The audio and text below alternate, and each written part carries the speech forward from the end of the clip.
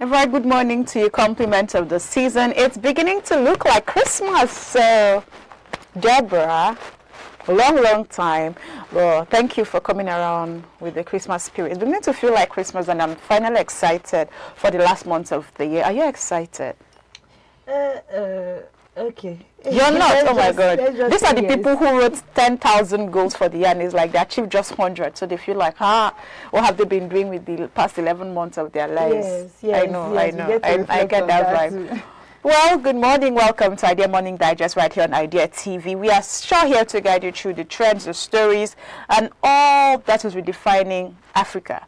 My name is Chinatu Oji, and such a delight to be sitting down on this boat today with the beautiful Deborah Jacobs. Yes, welcome to all our viewers out there. Welcome. They missed you, by the way. Yes, I'm very sure, of course.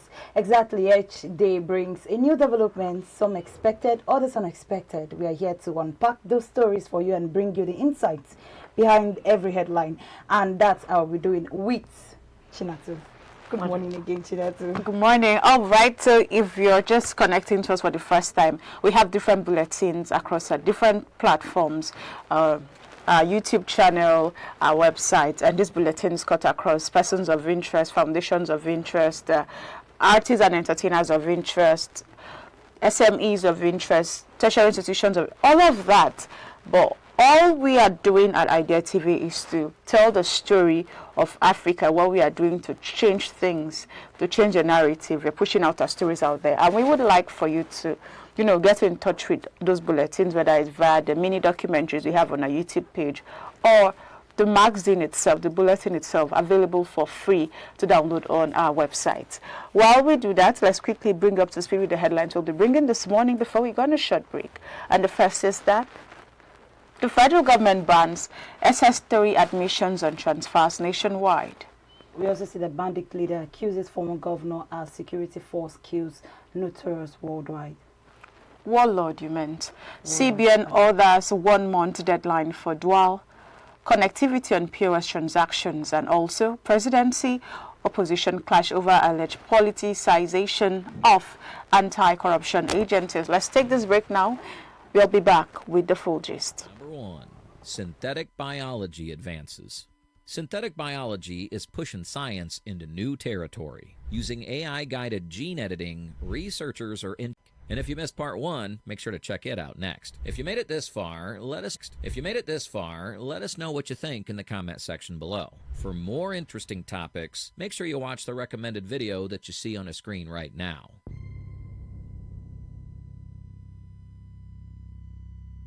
Number 2, advanced neurotechnology beyond BCIs. Brain-computer interface. Welcome back from that short break. Now, let's get into the gist. The federal government has today announced a nationwide ban on the admission and transfer of students into Senior Secondary School 3, known as SS3, in both public and private secondary school. The directive issued by the Federal Ministry of Education will take effect from the 2026 to 2027 academic session.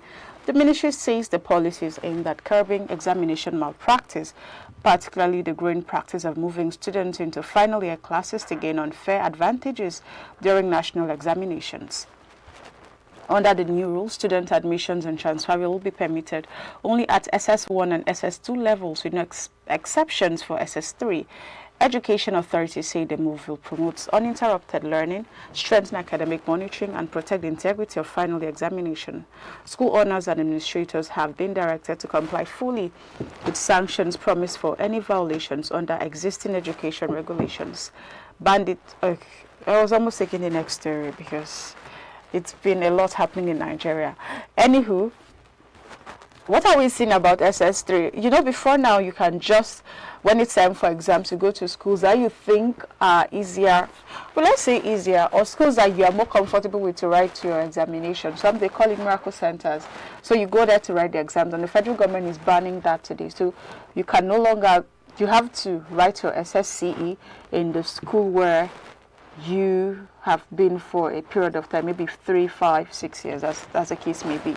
And I don't know how students are going to take this, because there are also some cases where it is as a result of the parents being transferred from their jobs to a different location. So what would we say would happen there? There are different lenses to look at this. But what I can see is this is an attempt to curb examination malpractice and clamp down on the miracle centers and see how students can really inculcate the habit of studying and prepping for the exams properly rather than running to places that are claimed as miracle centers. Deborah, what do you have to say? Okay, so technically we've analyzed everything. This is actually a good one from the government for me, because like you said, it would actually curb the issue of examination malpractice. We are more will I say we are more aware of the fact that at this point when the student gets to the SS3 point, that's where they get to leave their schools, and most of these schools that they go to, like you said, in quotes, miracle centers, they end up doing their SS3 classes in miracle centers and writing their WAEC, because of course they know that if they get to do it in their schools, because of some reasons, some things would limit their grades from going high. And if the government is saying this, and actually this is one of the best solution. Now when it comes with transfer, I feel like that can be handled if you have will I say an evidence of transfer from your other school, and the fact that because your parents were transferred from one state to another, that can be curbed also. But this particular move by the government is one of the best I've seen, and I think that's a major move to actually curb this particular issue. For me, that's where I'm seeing it from, or what I'm seeing of this particular reform, because I don't know how else you want to do that if you cannot stop students from moving from one school to another when it comes to examination period, and to take examinations to move from one school to another. This is like the easiest way to do or to curb that particular issue. But let's not talk too much about that particular story. We're moving to the next story. We see that a notorious bandit leader, Bello 2G, has accused two former northern governors of whirling insecurity in Nigeria Northwest. In a viral video released yesterday, Tugi alleged that past administration in Zamfara and Sokoto State armed vigilance group known as Yan Banga claimed this worsened violence against Fulani communities. We also see that he denied receiving any money of endorsements during peace talk held with the Zamfara State government under the former governor, dismissing the claim that he collected 30 million naira. The former governor named in the allegations were unreachable for the comments as of yesterday, while sources close to them rejected Tugi's claim, describing them as false and unreliable. Nigerian security agencies continue to list Tugi as one of the most dangerous armed group leader in the region, previously declaring him wanted for terror-related offenses. Meanwhile, security forces have recorded fresh gain against banditry. On Friday, a joint team of Nigerian Army, mobile police and community guards killed a notorious bandit leader, N'Ala, during an operation in Isa local government area of Sokoto State. State authorities say that the operation marks another significant blow to armed groups, destabilizing the Northwest as security forces intensify efforts to restore peace. Okay, the fact that they've killed a particular and will I say bandit leader it just shows that our security agency is getting better. And since the inauguration of the new security chief of staffs, we've been seeing a lot of changes. And another thing, I think one of the things we have been seeing from comments of Nigerians or citizens in Nigeria has been on this particular issue that this man comes,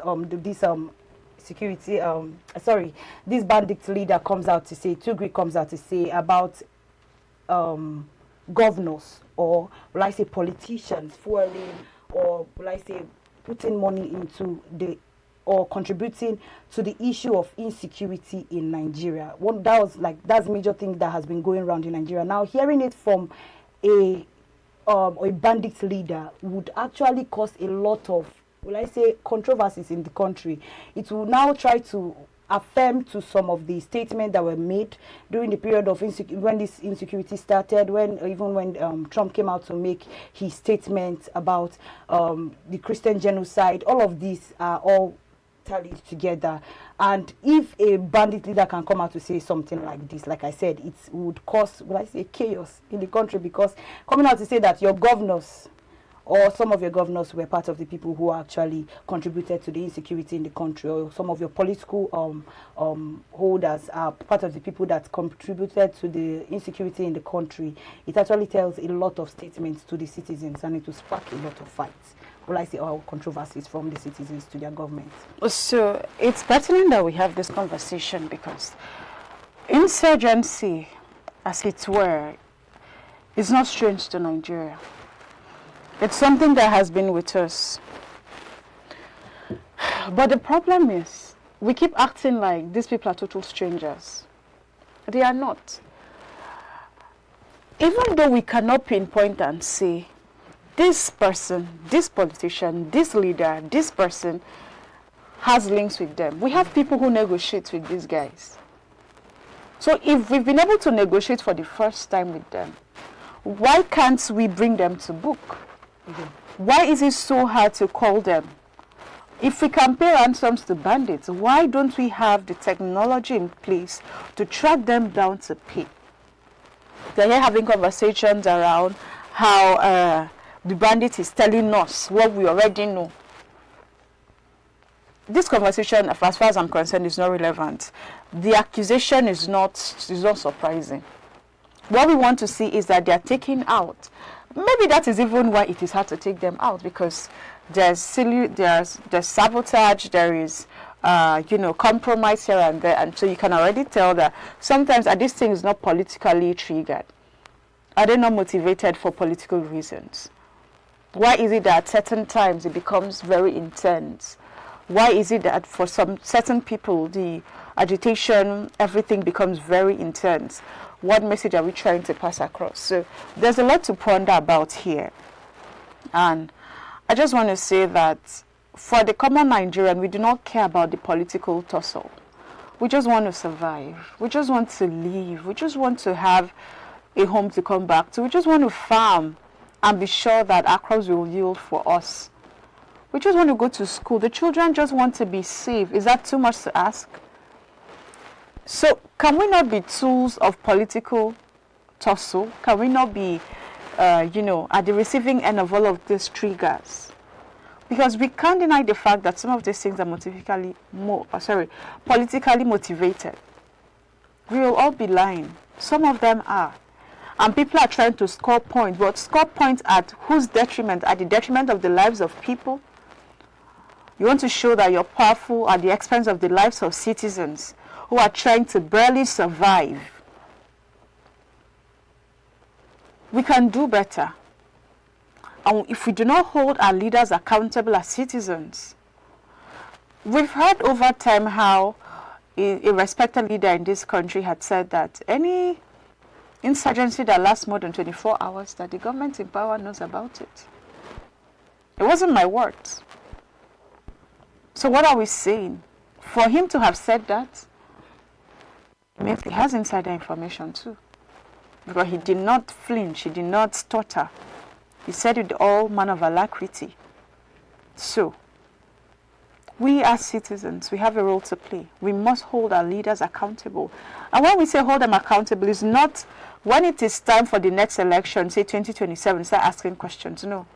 Do not wait till then. They came in manifestos to you and they promised you things. They said they gave a time frame for the delivery of those things. If those time frame have elapsed, it is on you to ask them questions.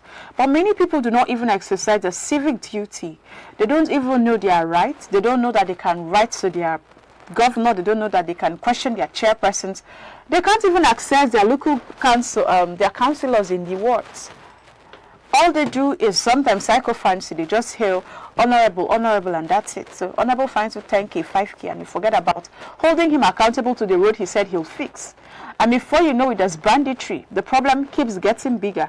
So if you didn't hold me accountable to fixing road, do you think you can hold me accountable to providing security to you? You can't. So we can't be sleeping on a bicycle. We must wake up. Wake up as citizens. But I think I have to move on to the next story now. The Central Bank of Nigeria has directed all point-of-sale operators and payment service providers to adopt dual connectivity for POS transactions within 1 month. The directive was issued today, Monday, as part of efforts to strengthen Nigeria's electronic payment system. In a circular signed by the Director of Payment System Supervision, Dr. Rakia Yusuf, the Apex Bank instructed acquirers, processors, payment terminal service providers, and aggregators to connect their POS system to both the Nigeria Interbank Settlement System and Unified Payment Services Limited. The CBN also mandated automatic failover to ensure transactions continue smoothly during system downtime. The move is aimed at reducing risks linked to routing POS transactions through a single aggregator, improving reliability, resilience, and consumer confidence. All affected institutions expected to fully implement the directive within 1 month from the date of the circular. So, Deborah, this is your call, but let me just speak, then you take it from there. When I was reading the story, I was saying, okay, so what is the point? What is the point? Why are they doing this? But it makes more sense, especially at this period. This is the Yuletide season, and there's usually a high volume of transactions during the season. System failure, network backing out, whatever downtime, a lot. There's usually just lag. Things lag behind.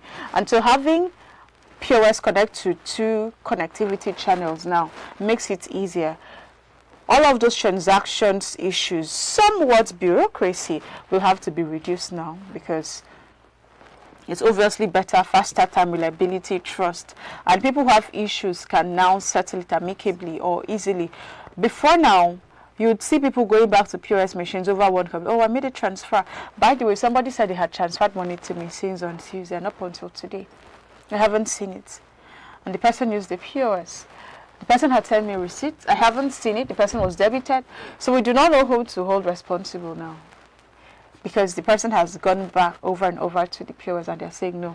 So with this new system, issues like this can be resolved in real time. And I'm looking forward to see the rollout. I just also hope that there is sort of training or awareness to the people, because many of them may not understand the reason why CBN is rolling out this new policy. So it is important that CBN lets them know. If they need to have like a little town hall meeting to educate them and keep them aware, then very good, because we want all of that.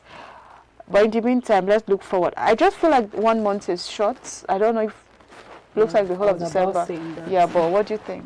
I was about saying that 1 month for that is actually short. This reform, like I said, like you said, is actually a good one, because it will actually also increase trust. You know, one of the questions that came up during the period of time that these banks, online banks came, the money points, OP and all of that.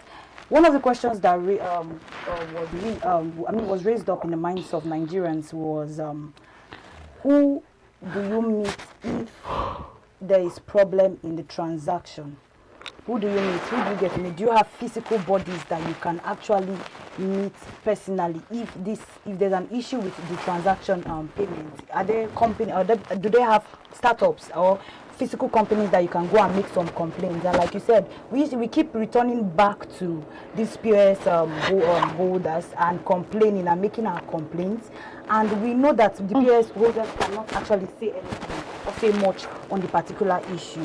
And if they can't say much on the particular issue and you can't hold anybody responsible, at that point you'll be stopped. So like this, like you said, or like we are saying, or like the CBN is saying, getting attached to more than one bank, and also with the CBN, it's actually going to help increase the I don't know how to put this particular way, but it will help increase a lot of things. But right now we'll be going on a very short break, and when we come back we'll be diving into our discussion segment. Do stay with us, do not go anywhere. Grabbed headlines when Neuralink implanted its first chip in 2024. But neurotechnology is much broader. Researchers are testing non-invasive brain stimulation to treat depression and PTSD, while companies like Kernel are developing helmets that can monitor brain activity with unprecedented detail. Clinical trials are exploring personalized brain therapies for epilepsy and Alzheimer's. In 2023, the U.S. NIH launched its Brain Initiative 2.0, investing billions in advanced neurotech. By 2026, these innovations could expand from medical use into wellness and cognitive enhancement.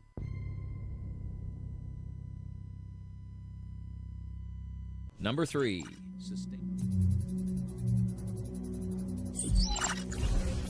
Augmented Connected Workforce. The Augmented Connected Workforce leverages remote collaboration tools, AI insights, and wearable devices to enhance productivity. This trend is especially relevant in the era of hybrid work models where teams need to collaborate from different locations. Tools like Zoom and Microsoft Teams have become essential for communication, while wearable tech monitors worker health and safety. However, companies must balance employee privacy with performance tracking to avoid ethical concerns. The workforce management tools market is forecasted to grow to $9.3 billion by 2026. There you have it, the 20 game-changing technology trends shaping the future as we speak.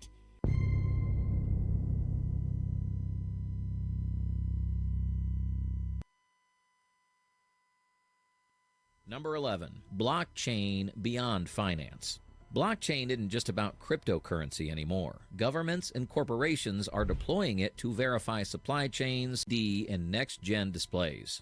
TVs, AR glasses, and smartwatches are about to look very different. Micro-LED displays are now making their way into consumer replicas of physical systems are expanding fast. Singapore has already built a national digital twin to simulate urban planning, monitor traffic, and manage energy use. In manufacturing, companies like Siemens and GE use digital twins to model factories and machines, cutting downtime and improving efficiency. During the 2020 Tokyo Olympics, organizers tested digital twin technology to manage crowd flow and logistics. Analysts at Deloitte predict that by 2026, nearly 70% of large industrial companies will use digital twins in some form, making them a core part of operations.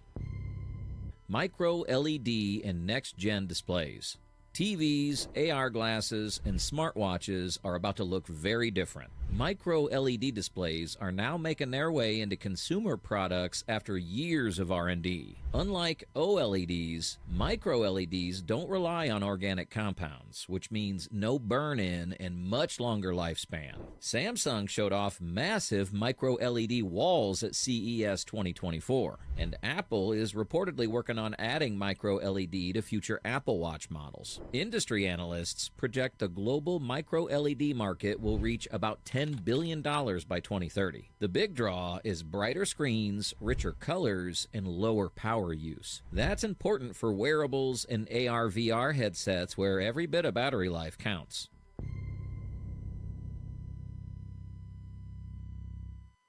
Welcome back from that break. If you're just joining us, this is still the Idea Morning Digest on Idea TV. Before this, and also the final conversation for the show today, we touch the heart of conversations concerning education, fairness, and integrity in Nigerian school system today on the discussion segment. The federal government has announced a sweeping policy change, a nationwide ban on admission and transfer into senior secondary schools SS3 across both public and private schools beginning with the year 2026 and 2027 academic section. According to the Ministry of Education, this move is designed to shut down a long-standing loophole where students are moved into final year classes to gain unfair advantages during national examination. But beyond the headline, this discussion raises critical questions. Will this policy truly curb examination malpractice, and how will it affect students, parents, and school owners? And in all of this, we see that there's a let's say it's a two side to the coin, because of course we see on the first side of the coin that this particular reform is actually good, looking at what the looking from the point of view of the government, that this can actually curb an examination malpractice, because of course if you are stopped from moving from one school to another in your SS3 level and you're not allowed to go and take your SS3 classes in another school, of course in quotes we call it miracle centers and all of that, it actually called this examination malpractice and all of that. But like Ms. Chinatu said on the news segment, when we were on the news segment, the second side of this coin is A's. How? So does it mean that you cannot make A's in your own school, previous school? So I see that aspect, but then like you rightly mentioned, what about relocation? For relocation reasons, your parents are relocating to another state and all of that. It might affect the student in question, right? But then I just think it is a good move, because really, Deborah, you'll be in class at university level, you see people that cannot spell. Nobody's perfect, but then there are certain words that, come on, someone in primary 4 can spell it actually, and then you don't know how to spell it because, of course, Miracle Center. So one of the some people cannot. You are in the university, you are an art student, you don't know how to define constitution. And these are some of the questions they ask in WAEC. So how did you pass? How did you make A in civic education if you cannot define constitution? If you cannot define government, you don't know the 4 arms of government or the 3 arms of government, you don't know all those things. How did you pass civic education? How did you get A in civic education? If you are an art student, you remember that civic education is one of those subjects that people get A. Like if you don't get A in civic education, your parents will even ask you, even civic education, but then you get into the higher institution, you don't know how to define government, you don't know the arms of government, you cannot define constitution. So how did you pass civic education? And so on. So you probably went to a miracle center, so where they will tell you the answer or leak the exam question before time. Write it on the board for you. Exactly. Or they just pass it. They will just promise people to do your best and then write what you know, what you can write, and then at the end of the day you see yourself getting A's. So I think that is what the Minister of Education is trying to put to stop. Yes, but then there are also the downsides, which might be relocation. I don't know, many things. Probably because of fees. For instance, people in private school, maybe their WAEC fee might be very expensive, and then you want to move your child to a government or a federal school to take examination because theirs are affordable. The examination fee are affordable. So when it comes to examination malpractice, we usually do not see situations like students moving from private schools to government schools, because of course we know how strict government schools comes with these examinations during examination period. And most of the more vast, or will I say most of the things we see happen is students moving from government schools to private schools, and I think that's like major thing that the government wants to actually curb, and like that is one of the things that they are saying would actually propagate examination malpractice, because of course you can't do that in a government parastatal, except you can't even do that. You cannot be too sure. But you can have your way, like you can have your way to an extent when it comes to private parastatals. Now, I think it is even stricter in the private schools than government, because there are very few in the class. You have 30 people in the class, you have 40 people in the class, 50 people at most in most private schools. But in government schools you have 100 plus in a class. How? So how do you say, not even in a hall, especially when it is in a hall, you now have people, 200, 300 people in a hall. So I think it's even strict in private school because all eyes are on you. And the fact that it is a private school does not mean there will not be external invigilators. Okay. There will definitely be external invigilators from WAEC, NECO, and all of that. So I think it is even more stricter in private school. People want to move their children once they get to SS3 from private to government school, where there are plenty, where you will not be easily be caught. So that is what I think. Seriously, you're not. I feel like government school. I've not seen. Anyway, let's not personalize it. This is not just education policy. It is a statement about standard of a country's education. It's a statement about a lot of things that goes around the educational system. And of course, one of the questions we want to ask is why SS3? Why that class? Why I would that actually curb the issue, because if you bring out a policy like this, that means we can start moving from SS2 and we can start moving They from want to start exposing a lot of things. It's but just hits me in any way is because of this exam malpractice and the rest. Because that is what they keep singing. If you check what the Minister of Education said, is to stop all of those malpractice, miracle, and all of that. So how sure are we that SS3, from the class SS3, won't make or would not incite moving from SS2, leaving your school at the in SS2 class to another school that you know you want to take your examination, and your examination malpractice, to curb this issue of examination malpractice? How sure are you that if you put a stop on SS3 classes, the students will move from that school to another school in SS2? Would that is that really, should we pinpoint a particular class to it? Should we say SS3? Are there other ways we should look into all of this than just... Okay, now let's, aside from exam malpractice, let's forget about exam malpractice now and focus on the students. It might even affect them in many ways, because the way I'm being taught in my school is not the same way you might be taught in the school that you're moving to. Yeah. So it might even affect you. Every school has their style of teaching, their textbooks. Most schools have their personal textbooks. So it might even affect you, the way you study, what you are used to, the way you read, the way your teachers, your new teachers, it might even affect you. That is, so I think it is just the best for you to stay where you started from. If you start SS1 in this school, please finish there. Write your WAEC, another exams there, so that you don't get affected. Not just about examination malpractice now, so that you don't get affected. There are many ways people teach. There are many school syllables that schools follows, and then who knows if you might even make it better in that your former school than the one you're moving to. So yes, it's not just about exam malpractice. It might also affect the students moving from one school to another at SS3 level.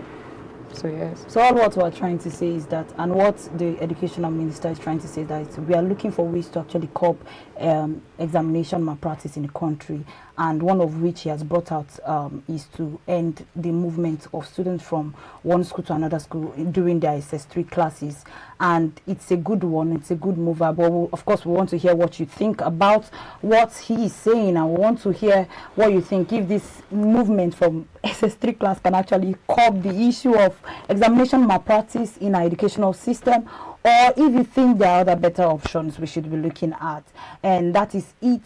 That is what we have for you on today's discussion segment. But before we go, we would like to endorse you into subscribing on our YouTube channel, as well as following us on all our social media platforms on Idea Television, and also drop your comment on this particular conversation. Join the conversation online. Follow us across all Idea TV social media platform, and tell us what you think with the hashtag.